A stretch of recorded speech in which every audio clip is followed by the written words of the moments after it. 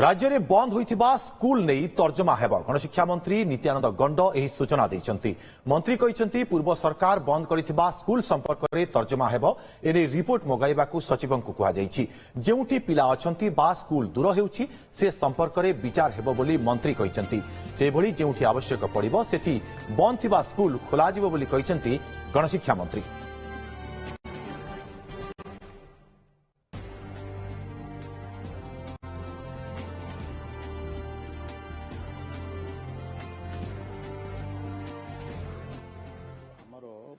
प्राथमिक स्कूल गुड़ाक किसी स्कूल जो मर जाई गत दिन सरकार जो स्कूल गुड़ाक ट्राइबल एरिया रे जोटा जो पिला माने एमिति किसी स्कूल अच्छी जोटा कि पिला मान को दूर स्थान को जीवाकू पड़ुछि से स्कूल भी बंद है कौन सी जगह भूल रिपोर्ट करी सेटा को बंद कर देइछन्ते सेठी पिला माने अछन्ती लोकल लोकंकर भी डिमांड अछि।